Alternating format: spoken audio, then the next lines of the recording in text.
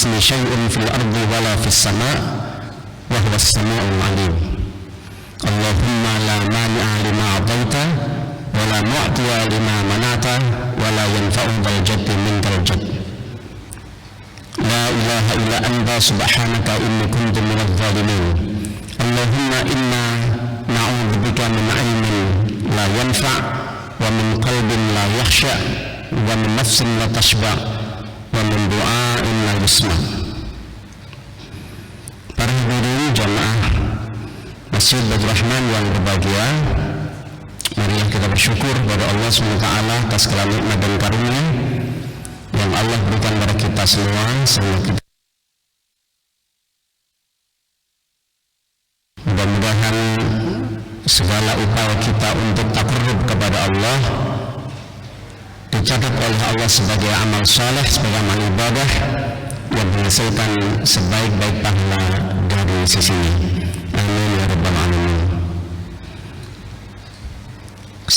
Hari Ahad kemarin saya mengisi di Paru dalam sebuah pengajian Ahad pagi. Di sana biasa direkam juga dan di live streaming sehingga seluruh Indonesia itu bisa mengikuti. Setelah selesai saya dijamu makan dan terdengar ceramah saya, tetapi bukan yang rekaman barusan saya ceramah sebelumnya. Yang saya dengar adalah ceramah saya yang baru pertama saya berikan tema itu di suatu tempat yang saya lupa. Setelah saya tanya, kok ternyata dari sebuah masjid, katanya Baitur Rahman. Apa benar? Sudah rilis. Oh, makanya sepertinya kok suara saya, Pak? Iya, Ustaz. Dari mana? Dari masjid atau dari Baitur Rahman? Jadi sudah lumayan, bisa di-download, dinikmati oleh orang di tempat lain. Rupanya nama Abu Nasir laku juga ya. Bapak, Ibu dan sekalian yang dirahmati Allah, pada kesempatan Rabu 3 pekan yang lalu kita bicara mengenai muhasabah sebagai konsekuensi dari atau pengamalan dari surah Al-Hasyr ayat 18 yang di sana Syekh Ibnu Katsir menyatakan dalam suatu tafsirnya tentang ayat wal tanzur nafsun ma qaddamat lighad, itu dengan makna hasibu qabla an tuhasabu li yaumi mau'idukum li yaumi yaliqum rabbikum, pada hari ketika engkau telah dijanjikan oleh Allah untuk bertemu dengan Tuhan kalian. Muhasabah di situ kita maknai dengan dua hal. Yang pertama adalah muhasabatun li tazkiyatin nufus bi izalatis atham, bi izalatil ithm was sayyiat. Jadi yang pertama itu muhasabah dengan cara ditujukan untuk membersihkan dan mensucikan hati, jiwa, dengan cara menghilangkan semua dosa-dosa dan kesalahan yang pernah kita perbuat. Muhasabah pada tahap ini dilakukan untuk mensucikan jiwa kita dari segala dosa serta segala amal perbuatan yang mungkin saja kita jatuh kepada perbuatan dosa tersebut. Untuk itu kita harus bermuhasabah tentang 3 jenis dosa dan perbuatan buruk yang di dalam istilah para ulama disebut dengan az-zulmu. Zulmu dalam pengertian dosa atau kesalahan. Ada 3 yang perlu kita muhasabahi kemarin. Yang pertama adalah az-zulmu la yaghfiruhullah, dosa yang tidak diampuni oleh Allah, yaitu asyirku, dosa syirik. fa inna syirka la zulmun azim, karena dosa syirik itu dosa yang terbesar.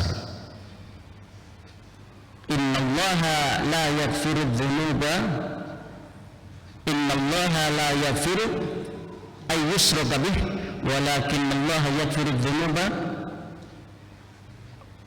walakinallaha yaghfiru duna dzalik. Allah tidak ampuni dosa syirik itu, tetapi Allah ampuni dosa-dosa yang lain. Jadi khusus untuk syirik Allah tidak ampuni kecuali dia setelah bertaubat sebelum dia dijemput oleh Allah SWT. Ini perlu kita juga lakukan muhasabah. Mungkin saja di dalam persoalan akidah, tauhid, keyakinan kepada Allah, kita percaya kepada Allah tetapi tidak mempercayai Allah. Percaya kepada Allah tetapi tidak mempercayai Allah itu adalah orang yang dia berakidah tauhid, yakin Allah itu sebagai satu-satunya pencipta langit dan bumi, tetapi dia tidak menggantungkan kehidupannya, keselamatannya, dan segala sesuatu yang menimpa dia itu kepada dan dari Allah. Dan mungkin saja ini terjadi pada kita. Sangat sir di dalam kehidupan kita sehari-hari. Bisa saja kita bicara untung ono Pak Dokter, lek gak ono Pak Dokter aku sudah mati mungkin. Ini kayak biasa, tetapi sebenarnya itu mengandung satu pengertian yang membuat dia hidup dan mati itu adalah Pak Dokter. Lupa bahwa dokter itu adalah sarana untuk berobat dan menjadikan jalan bagi dia bisa sembuh. Apalagi sampai kemudian dia mencari orang pintar, yang orang pintar itu dipercaya sepenuhnya sebagai orang yang bisa memberikan selamat atau membuat dia celaka. Kalau kita kehilangan sesuatu, kita perlu koreksi. Mungkin kita salah menaruh sesuatu di tempat yang tidak aman, atau cara kita menempatkan sesuatu itu membuat orang lain mudah mencuri dan mengambilnya, dan tidak diikuti dengan fasilitas pengamanan yang cukup kuat. Lalu sesuatu itu hilang, dan kemudian kita mengatakan sudah di tempat yang paling aman ada CCTV, hilang. Nah, di situ secara tidak langsung orang kemudian punya perasaan, wah, siapa ini kira-kira? Mungkin saja orang yang ini itu dan lain sebagainya. Kehilanganlah dia dari hal-hal perspektif yang membuat dia mengira-ngira dan lalu mendorong dia mencari orang lain yang disebut orang pintar untuk mengetahui siapa yang tadi kira-kira mencuri. Datang dia kepada orang pintar. Bisa saja kita jatuh kepada peristiwa dan persoalan semacam itu dalam hal akidah tauhid. Karena itulah maka kita perlu muhasabah. Yang kedua adalah az-zulmu zulmul ibadi ala anfusihim wa kana bainahu wa baina rabbihim. Kezaliman seorang hamba, dosa seorang hamba terhadap dirinya sendiri, yang ini ada antara dirinya dengan Tuhannya, yaitu orang-orang yang berbuat maksiat, orang-orang yang mencelakakan dirinya dengan berbagai macam berbuat maksiat. Itu semuanya adalah salah bentuk di antara dosa-dosa antara dirinya dengan Allah. Untuk dosa seperti ini dalam surah Az-Zumar ayat 53, di sana Allah memberikan keleluasaan kepada setiap hamba. Dosa sebesar apapun sepanjang itu antara seorang hamba dengan Tuhannya, itu Allah kasih ampun. Qul ya ibadiyalladzina asrafu ala anfusihim la taqnatu min rahillah. Innallaha yaghfirudz dzunuba jami'an. Katakan Muhammad, wahai hamba-hambaku. Di dalam ayat ini Allah sebut hamba-hambaku, ibadi. Katakanlah pada hamba-hambaku, berarti ini orang-orang beriman, orang-orang muslim yang berserah diri kepada Allah. Mungkin juga ahlul ibadah, tetapi dia masih jatuh kepada perbuatan dosa dan salah. Nabi Adam itu apa? Nabi disuruh tempatkan di surga, ditempatkan di surga, diberi kesempatan untuk makan dan minum apa saja. Ya Adam uskun anta wa zaujukal jannata. Wahai Adam, bertempat tinggallah kau dengan istrimu di surga ini. Wa kula minha raghadan haitsu syi'tuma, dan makan semua jenis makanan-makanan dan buah-buahan yang ada di surga ini yang kau sukai, apa saja.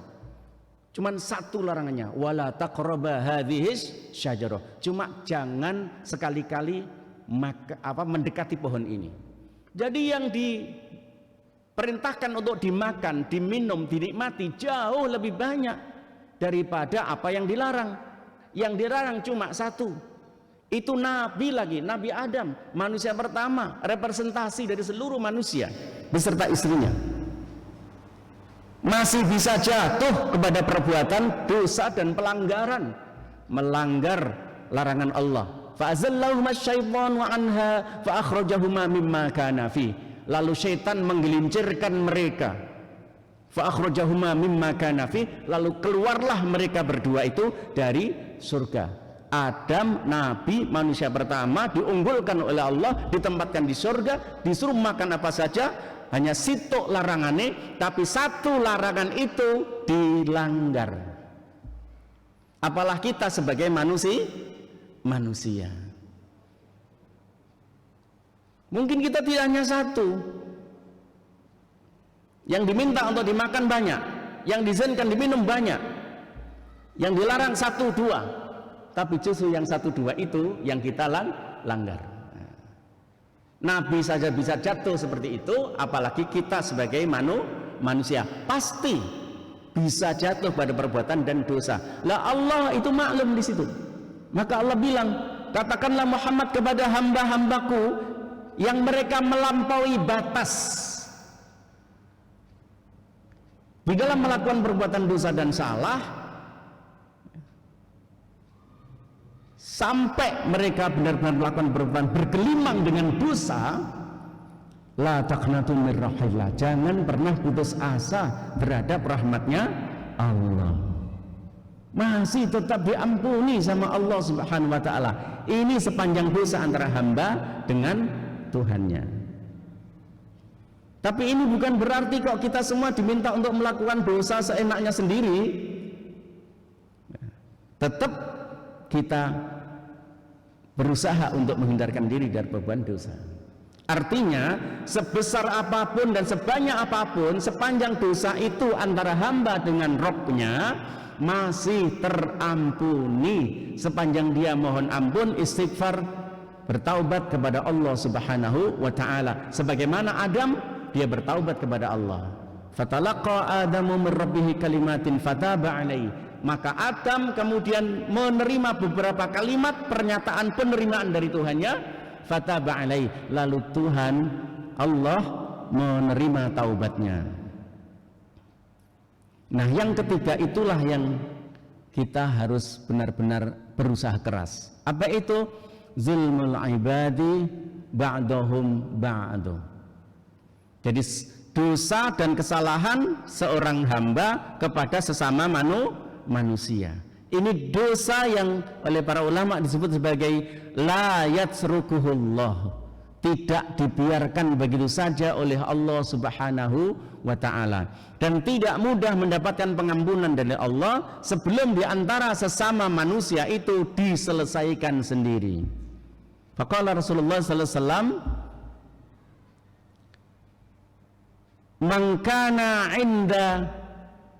man kana indahu mazlamatun li akhihi min 'ardihi aw min syai'in falyatahallallahu qabla alla yakuna dinaron wala dirhaman.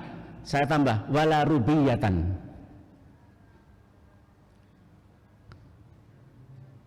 Fayadinu lahu. Fa in kana lahu amalun salih fa ukhidha biqadri mazlamatih wa illam yakun lahu hasanatun fa ukhidha min sayyiati sahibihi wa humila alaihi.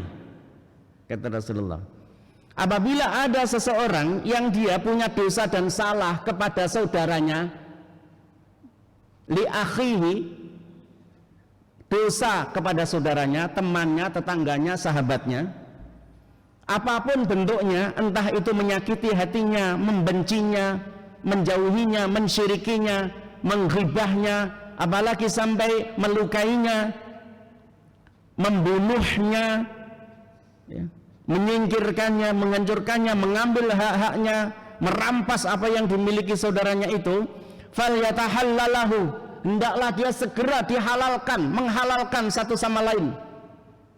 Yang menyalahi minta maaf, yang disalahi memberi maaf, segera selesaikan di situ. Apalagi orang-orang terdekat yang setiap saat bisa bertemu dengan mudah, berada di dalam satu ruangan, dalam satu kegiatan, di antara suami istri dan anak-anak mereka, yang sering kali mereka orang yang mudah ketemu, justru malah sering membuat dosa. Tambah sering ketemu, tambah gampang gawe itu dosa. Lek ngono enak gak ketemu ae, jarang-jarang ketemu, gak iso gawe dosa. Itu sebabnya hidup itu sebuah perjuangan, ya kan? Perjuangan ketemu sama teman, sama jamaah, sesama ikhwan. Bagaimana caranya kita bertemu dengan cara baik, berbicara baik-baik, bersahabat dengan baik tanpa membuat dosa dan salah. Wa in kana lahu mazlamatun li akhi, kalau satu saat jatuh di antara saudaranya dan teman ikhwannya itu ada satu perbuatan salah dosa, min 'adhihi aw min syai', maka segera meminta maaf satu sama lain. Tapi ini jangan diartikan nanti dalam berbagai macam permainan dan pertandingan-pertandingan. Lek sampean main badminton, terus ngocak musuhe, nah, itu ya memang namanya permainan, nggak usah sepurane yo. Nah, musuhe ya iso ngerangke terus merasa dosa, minta maaf. Lah, kenapa? Kalau tidak segera menyelesaikan di antara mereka, maka fayadinu lahu, maka dia orang yang menyalahi tadi punya hutang, masih berhutang kepada saudara yang disalahi.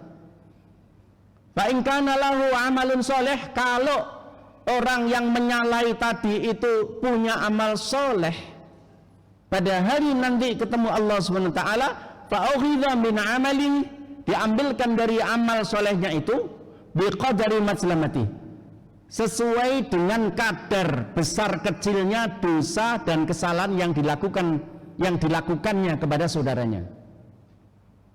Wa illam yakun lahu hasanat, kalau tidak ada kebaikan amal baiknya dan amal solehnya orang yang melakukan kesalahan tadi, fa'ukhidha min sayyiati sahibi, maka diambilkanlah dosa orang yang disalahi tadi, wa humila alaih, kemudian dosa dari orang yang disalahi tadi diambil, dibebankan, diberikan kepada saudaranya yang berbuat salah sampai kiamat, tidak dibiarkan oleh Allah Subhanahu wa taala. Kalau suatu saat belum sampai terselesaikan di hadapan Allah Subhanahu wa taala, begitu caranya Allah menyelesaikannya. Maka jangan sampai nanti kita ketika mati membawa dosa di antara saudara, sahabat, teman, tetangga kita satu sama lain, sehingga nanti ditagih di akhirat amal soleh kita merasa sholat malam, merasa puasa terus menerus Senin Kemis, bahkan puasa Yaumul Bid tidak pernah ditinggalkan, kadang gandengan sampai Senin Kemis, sehingga petang dino limang dino puasa terus setiap bulan, ya. merasa amal ibadahnya banyak, silaturahim juga banyak, sedekah banyak.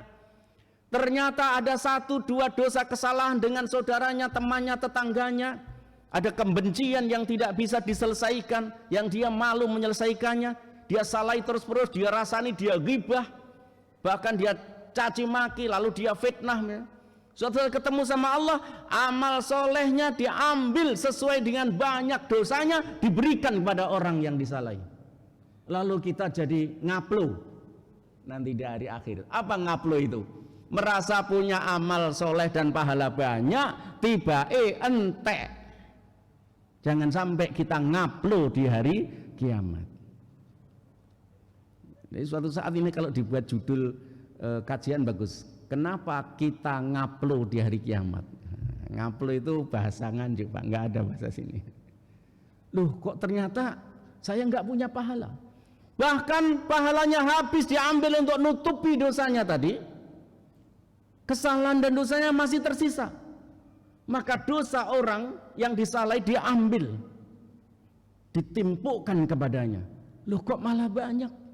Dia mengeluh, ya Allah, saya dulu sholat malam setiap malam. Saya juga puasa yaumul bid, Senin Kemis. Tidak pernah saya terlambat. Saya juga sedekah, saya ini, saya itu. Tapi kok habis malah dosa?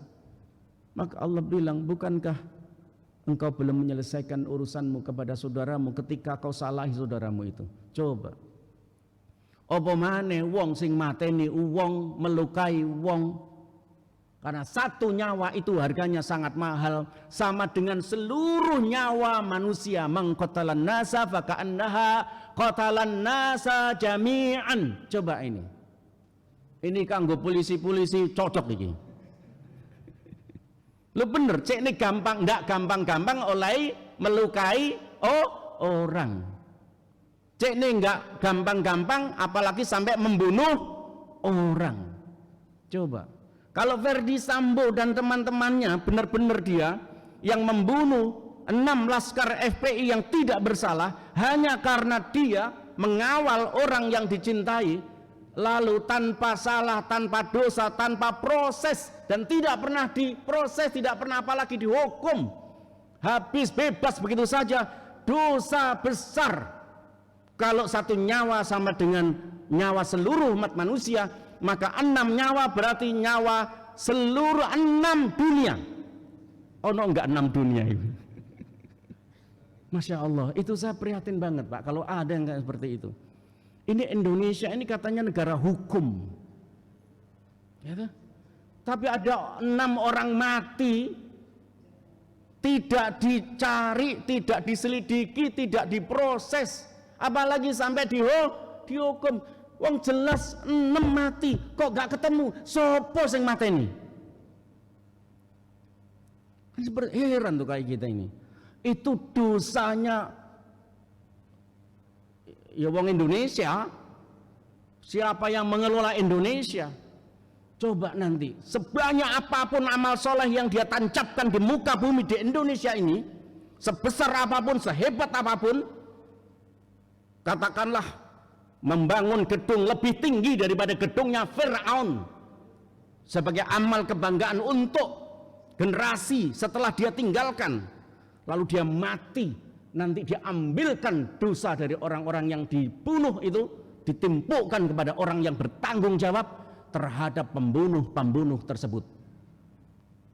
Apa maneh saiki jelas-jelas mateni wong, malah sing dipateni digolek-goleki kesalahane, disalah-salahno.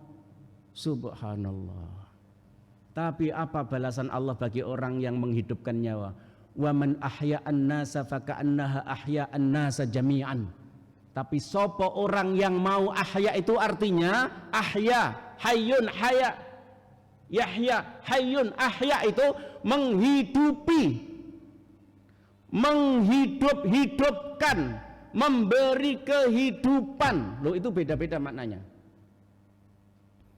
Lek menghidupi berarti apa? Ya nguripi lah.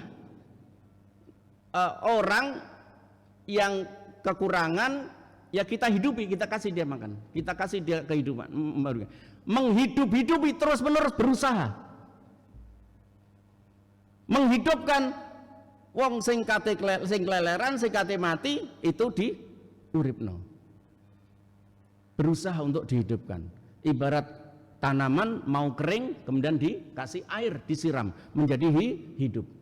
Itu satu orang, Pak, Masya Allah, sama dengan menghidupkan, menghidupi, memberi kehidupan seluruh nyawa manusia. Coba, ini jangan pernah kita ini punya keinginan untuk ngelarani tonggo, ngelarani uang, apalagi sampai merebut harta bendanya, merampoknya, membunuhnya. Ini loh yang perlu ditekankan kepada kita. Ojo gampang-gampang mateni. Makanya di negara-negara yang sudah maju, mereka sangat menghargai nyawa manusia. Saya pernah bertemu dengan volunteer dari Amerika, seorang pemuda, dia ditugaskan untuk mengajarkan bahasa Inggris di suatu pondok pesantren. Waktu itu janjian sama saya menjadi juri lomba pidato bahasa Inggris di alun-alun. Lalu saya janji tak jemput. Ditanya saya, jemput dengan apa? Dengan sepeda motor. No. Jawab, enggak mau. Loh kenapa? Apa malu dengan sepeda motor? Enggak. My government forbidden me to drive a car. Pemerintah saya melarang saya di negara lain untuk naik sepeda motor. Kenapa? Karena menjaga keselamatan. So I have to pick you up by car. Yes. Kalau itu tak jemput dengan mobil. Jari ini, iya kalau itu aman. Apa maneh bentor. Tambah ndak aman itu. Bagaimana bisa aman? Dengan bak terbuka, dipegang didorong oleh dirinya sendiri pakai mesin ya. Tanpa penghalang tik buan terpisan. Jadi padha karo wong numpak bentor iku padha karo dipakakno ambek apa yang ada di depannya. Coba iki jane ngono Pak, Masya Allah Pak, sangat tidak islami. Karena itu cenderung jatuh kepada kerusakan, kemudorotan, kemafsadatan. Jadi mestinya hal-hal yang membuat orang jatuh pada perbuatan yang seperti itu ya, itu dihindari karena nyawa itu penting. Coba dia hanya volunteer mengajar bahasa Inggris, dijaga oleh pemerintahnya dan dimonitor. Kau hari ini melakukan apa? Kemana? Naik apa? Sekali pemerintah saya tahu bahwa saya pakai sepeda motor, saya langsung dicabut. Betapa besar penghargaan sebuah negara kepada seorang nyawa. Meskipun andai dia mati, selesai. Tapi negara maju menghargai nyawa begitu tinggi. Di negara kita nyawa manusia meh podo karo nyawane pitik. Tahu pitik ya Pak ya? Gampang aja Masya Allah. Ini sayang polisi ini mung sitok deh gini. Gak apa-apa ya Pak Rudi ya. Jadi seperti itulah. Jadi mohon tolong benar-benar ya. Nah ini dosa pada manusia. Itu adalah muhasabah. Nah yang kedua itu muhasabah lihuduri takhasyu'ah. Yang kedua ini adalah muhasabah untuk menghadirkan kekhusyuan hati. Kalau muhasabah litazkiyatin nufus itu dengan cara menghilangkan dosa-dosa dan perbuatan salah, itu sifatnya pasif. Tetapi muhasabah yang kedua ini menghadirkan kekhusyuan hati, itu adalah aktif. Nanti sifatnya aktif. Mengapa? Karena dari kekhusyuan hati ini akan timbul al-qudrah wal qawwah. Al-qawwah wal qudrah. Untuk apa? Lil amal, untuk melakukan amal soleh, wali ta'atillah, dan cenderung mentaati Allah subhanahu wa ta'ala. Dasarnya surah Al-Jum'ah ayat 2. Nabi dulu sebelum beliau itu meminta para sahabat untuk mengamalkan ajaran Islam dan melakukan jihad, sedekah dan perjuangan, beliau mentazkiyah sahabat-sahabatnya dulu lil tazkiyatin nufus wali huduril khusyuk li qawwati walil qudrah, untuk menghadirkan kekuatan dan kemauan untuk berbuat. Ini dalam bahasan yang lain, tapi saya akan fokus ke sini. Mengapa muhasabah menghadirkan kekhusyuan hati itu penting?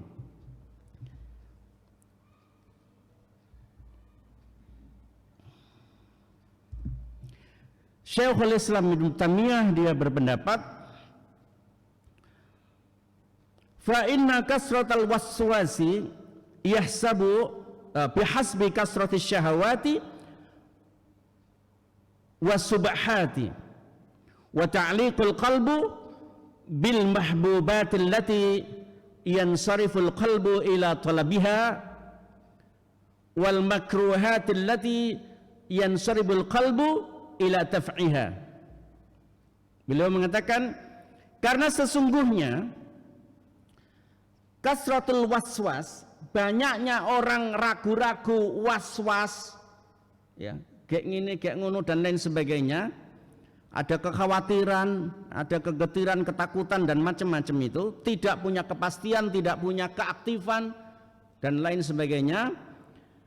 Bihasbi kasratis subhati wasyahawat, disebabkan karena dua hal. Yang pertama karena banyaknya hal-hal yang subhat yang ada dalam diri kita, perbuatan kita serta pekerjaan-pekerjaan kita. Wasyahawati, dan kakean hal-hal yang ingin diburu dan disukai, hawa nafsu. Kenapa kita ini suka was-was, suka jatuh kepada sikap yang takut, khawatir, genting dan lain sebagainya, was-wasnya hati, sehingga butuh ketenangan batin gitu. Karena was-was itu disebabkan oleh banyaknya subhat dalam diri kita, pekerjaan kita, mungkin juga penghasilan kita, ya toh? Apa pekerjaan yang menghasilkan sesuatu yang kira-kira jauh dari subhat? Dodolan, Pak. Sing tuku sapa? Pegawai, Pak. Duwe pegawai saka ndi? Pemerintah, Pak. Duwe pemerintah saka ndi? Iya toh? Saka macem-macem. Makanya para ulama membagi subhat iku ono telu, tapi kita nggak bahas itu. Ono hal-hal sing subhate wakeh sing halal titik. Ono sing halale wakeh mambu subhat. Ya kan? Sing pertama jelas subhat, mambu halal. Ono halale. Jenengan pikir kira-kira pekerjaan apa itu? Sing nomor loro jelas halalnya, tapi mambu subhat, iso uga katutan subhat. Apa contohnya?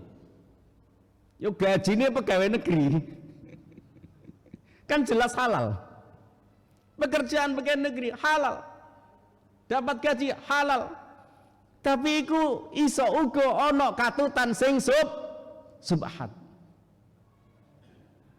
Apa mana lek pekerjaan jadi pegawai negeri itu didapat dengan cara nyogok. Wis asale oleh nyogok. Aduh, jatuh lagi kita. Dan kita nggak bisa menghindari itu. Wong saiki pegawai negeri itu pekerjaan favorit. Pekerjaan di BUMN itu pekerjaan favorit. P3K itu direbut jutaan orang. Pengangguran terbesar sekarang ini terdiri dari para sarjana.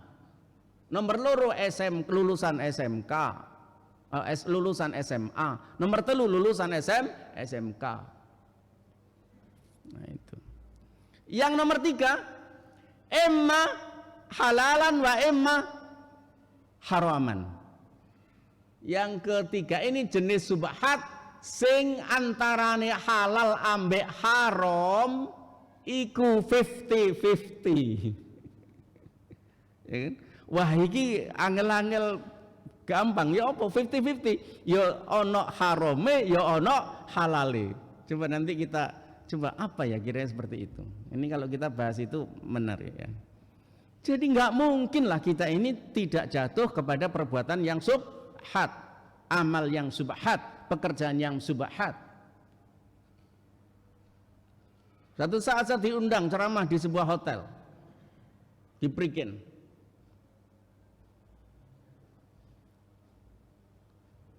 Ditanya oleh yang jemput, Ustaz, saya ini suka antar jemput tamu.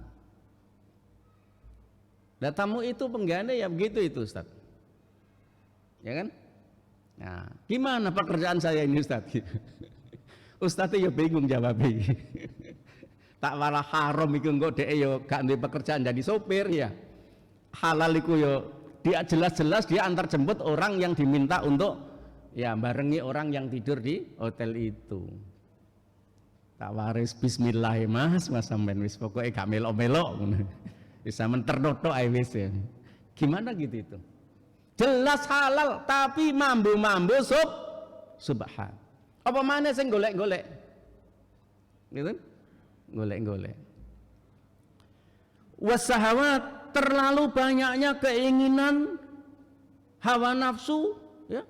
Ingin ini, ingin itu sehingga kemerungsung itu apa? Apa ya Pak ya?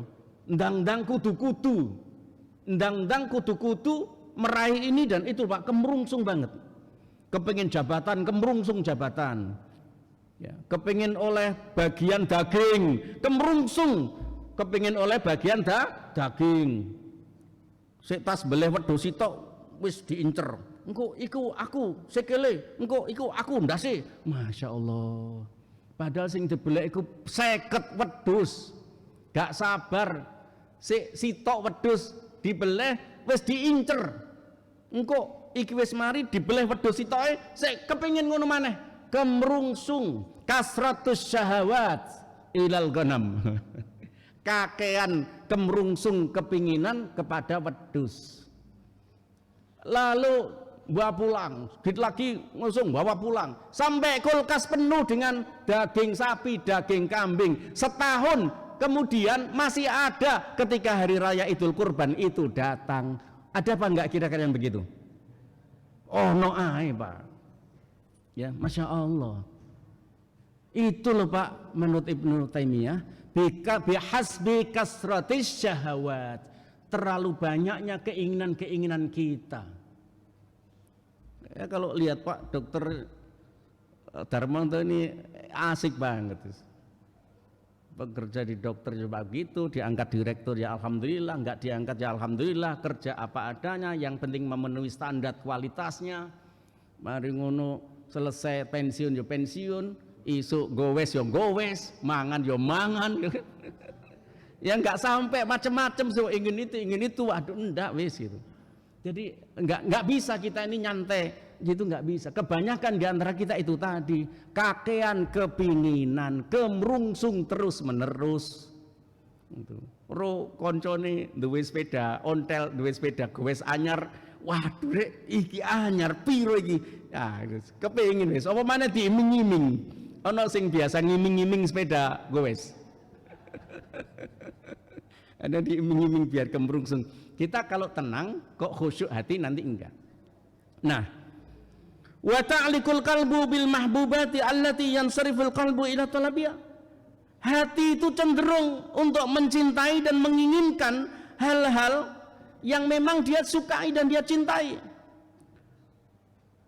Wal makruhatil lati yansarifu qalbu ila daf'iyah, padahal hatinya itu sebenarnya menolak apa yang dia inginkan, cuma karena keinginan yang kuat akhirnya dia jadi seperti itu.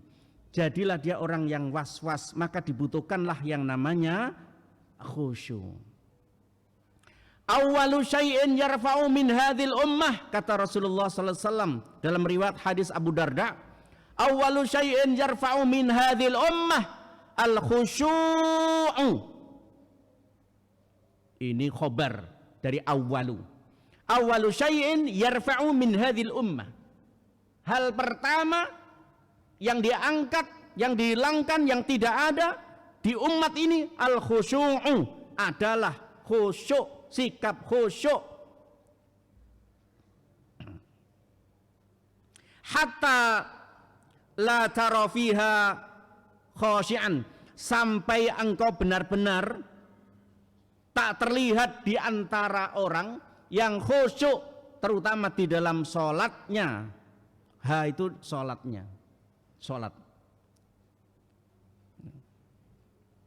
Jadi kalau sudah kekhusyuan hati itu hilang di antara umat, maka semuanya akan dibiarkan menjadi kacau, was-was, dan keharaman perbuatan maksiat, dosa akan terus merajalela di berbagai tempat.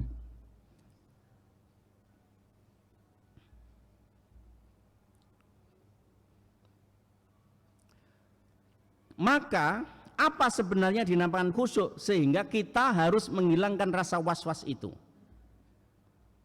Para ulama kemudian menyebutkan diantaranya adalah menurut Al-Baghawi di dalam kitab tafsirnya tentang khusyuk, beliau mengatakan menafsiri surat Thaha ayat 108, wa khasyatil aswatul lirrahmani fala tasma'u illa hamsa, dan merendahlah semua suara kepada Ar-Rahman sehingga tidaklah terdengar kecuali hanya bisikan semata. Jadi kalau menurut ayat ini khusyuk itu adalah merendahkan suara.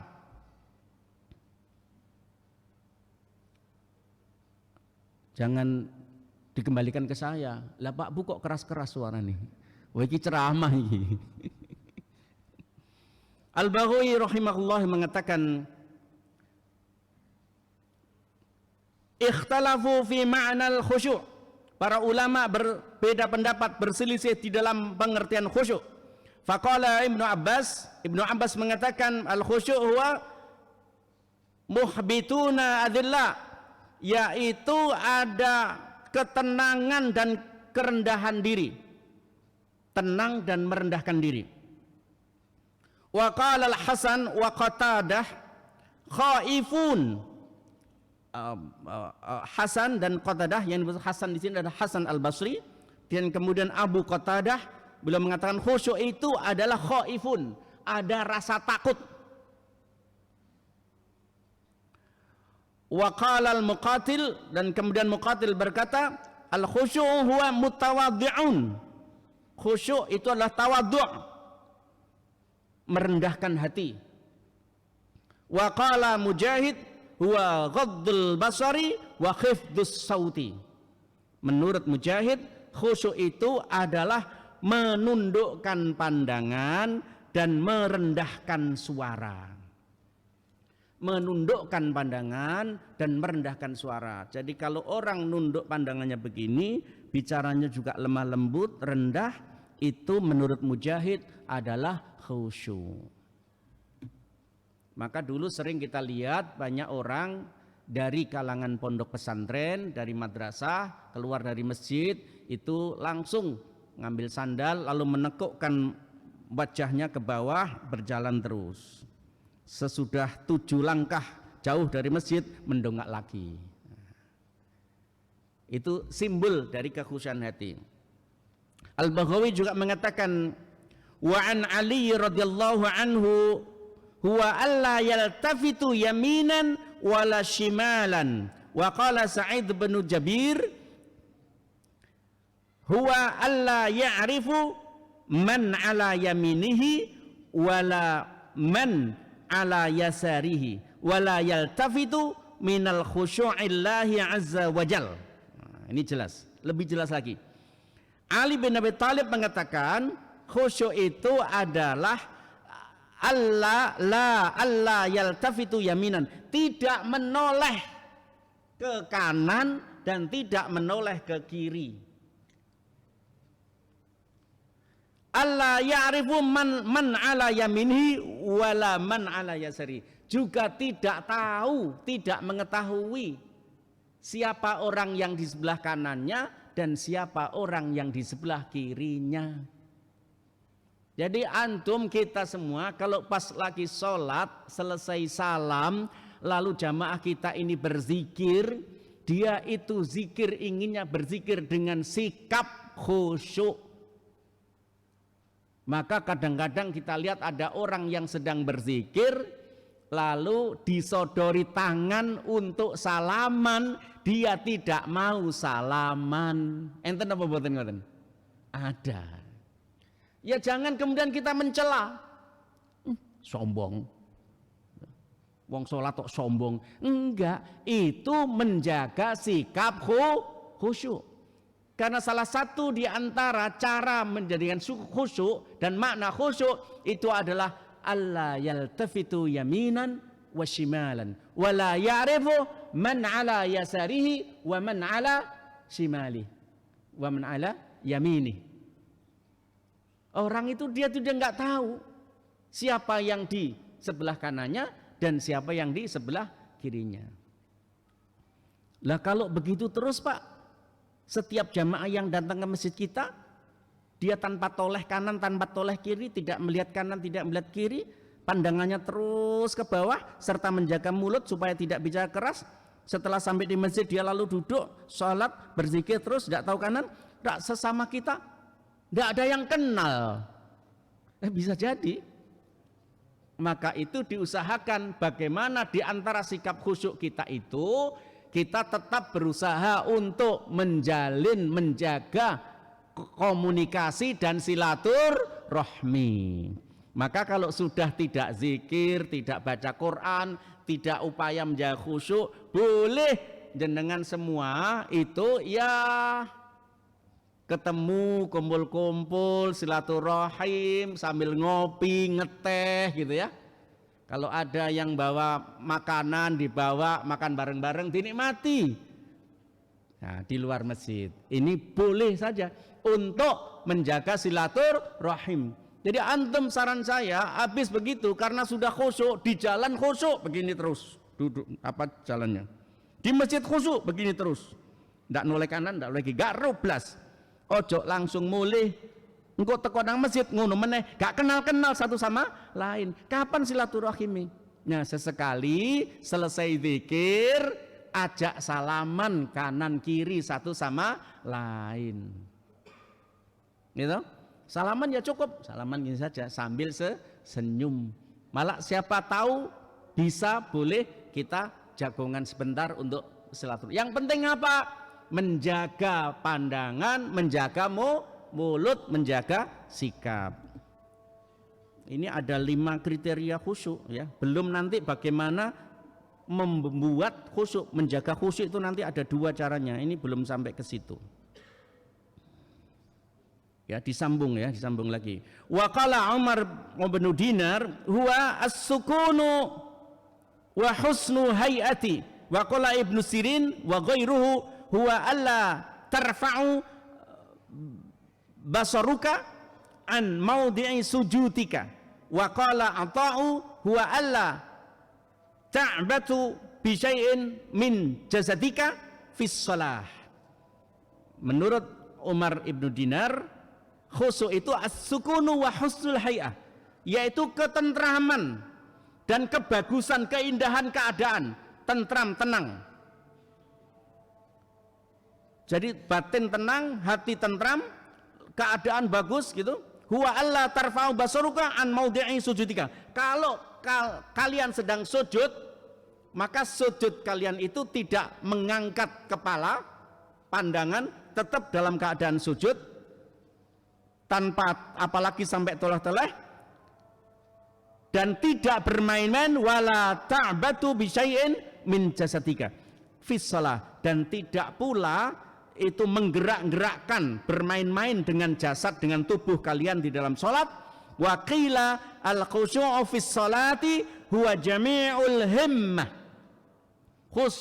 Khusyuk di dalam salat adalah mengumpulkan semua keinginan, semua tujuan, himmah ya, semua himmah, orientasi, konsentrasi, wal i'radu amma siwaha, dan menghilangkan semua yang mengganggu dan menggoda. Jadi kalau pas kita sholat supaya bisa jami'ul himmah, maka i'radu amma siwaha wa tadabbur fima yajri ala lisanih minal qiraati wa dzikr. Caranya supaya kita sholat, jamaah kita juga sama-sama khusyuk di dalam sholat, bisa mengumpulkan konsentrasi, hilangkan semua hal yang memungkinkan bisa membuat berpalingnya hati, termasuk suara tek itu. Iya toh?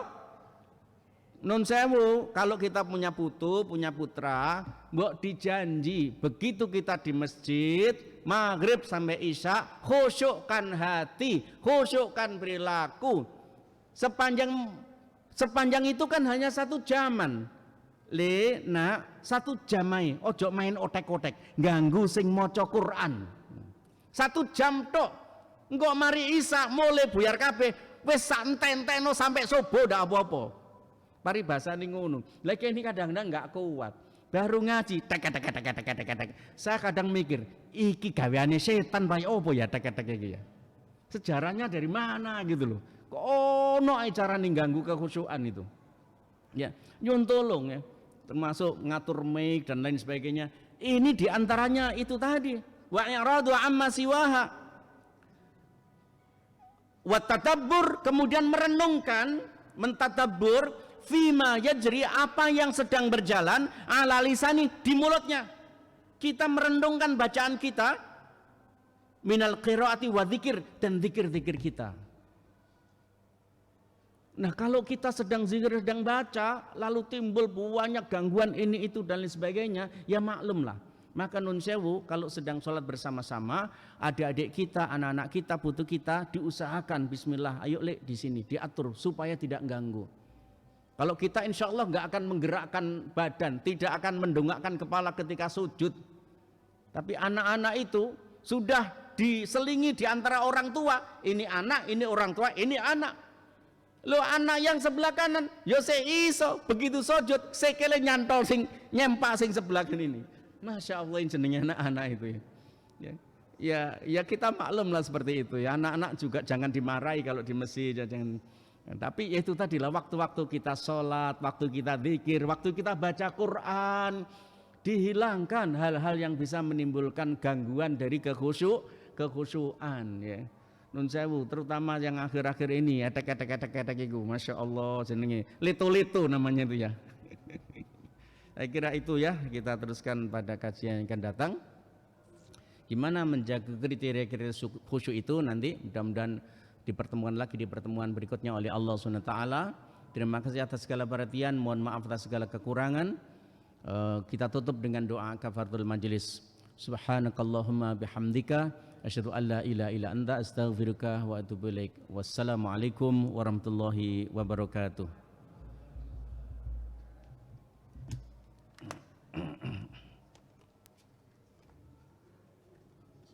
Ya.